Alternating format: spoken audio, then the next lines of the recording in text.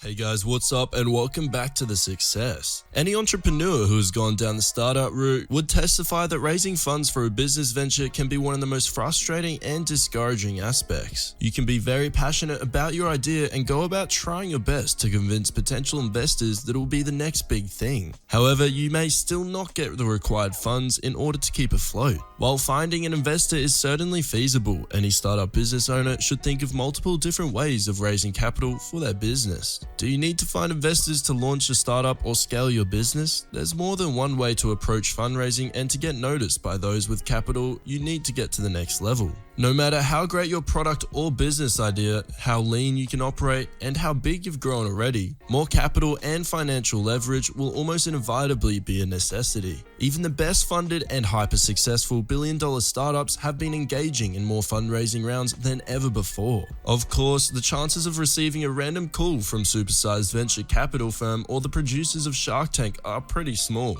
especially if you haven't already attracted some well-connected investors. Thankfully, for today's entrepreneurs, I've seen an increasing number of ways startups are getting noticed, found, and are connecting with potential investors. But if you are someone who has some of the best ideas for your business startups and you're looking for an investor, then you should really watch this video carefully, because today we have for you 5 ways to raise money as an entrepreneur. But guys, before we start, I'd want you to hit that red subscribe button to enter our monthly shout out giveaway. Just comment down below saying I subscribed and we'll enter you into the giveaway. Number 1. Friends and family. Sometimes people invest in the person and not the idea. And who knows you better? Your friends and family. Turn to them first, as they are more inclined to support your startup than total strangers. This can be the first round of your startup capital to get the ball rolling. However, it may create a negative impact if your friends and family invest in your business. Should your startup fail, there may be problems in the relationship you have with them. A wedding ceremony of a distant cousin may result in a discussion on how well or how badly the startup is doing, and could lead to a certain level of awkwardness. To ensure against these situations, it is advisable you are very clear about any risks involved upfront and not spin tales of profit that may be too good to be true. Also, only borrow money from people who you feel can afford the loss or would be mature about the loss. It is the wisest thing to do, I assure you. Number 2. Get a bridging loan. What is a bridging loan? Bridging loans are a specific category of short-term loans that are often easier, less stressful, and quicker to get than most other traditional loans. They cover the financing of bricks and mortar buildings for offices, shops, stores, properties, as well as machinery, tax bills, insurance premiums, and so on. Even though they cater to a wide market, groups like Jubil 2000 still specialize in providing loans to startups and small businesses that may not otherwise have access to funding. By working with a team of reputable money lenders, they are able to make arrangements for both short and long-term loans for projects that traditional banks may hesitate to fund.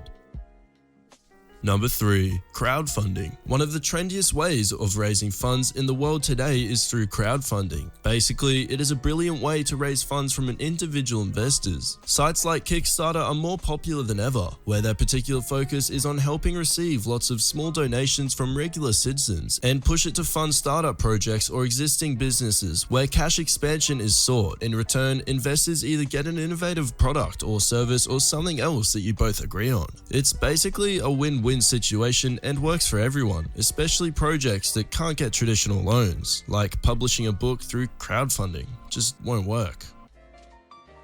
Number 4. A business partner. I don't have the money, but I have the ideas. Oh, you have the money? Well, let's team up. That sounds great. Most successful business owners today started out with business partners. Funds are pulled together and your money troubles are over. You won't have to worry about the power being cut off in the middle of your working day just because you haven't paid the electricity bill. However, note that when selecting a partner for your business, you need to ensure an alignment of goals, as there could end up being difference of opinion and it all come crashing down. So make sure that all parties concerned agree to the direction the business is going. Having a buyout clause in your contract is also a great idea, as no one can predict the future.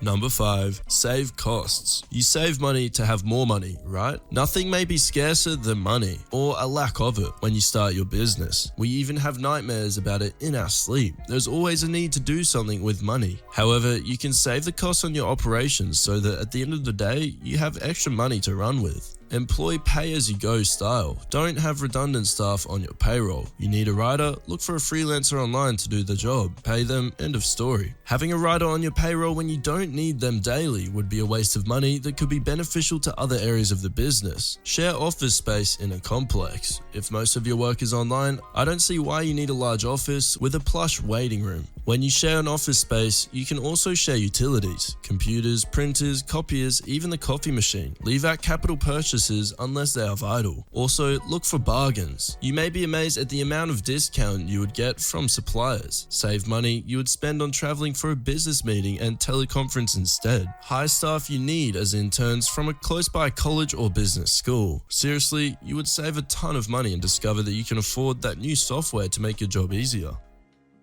Alright guys, this brings us to the end of our video. I hope you enjoyed it. Hit like if you did, and don't forget to subscribe to our channel so you don't miss any of our content in the future. Also guys, if you could please check out one of the 2 videos you're seeing on screen right now, it really does help us out. With that being said, I'll see you guys in the next video.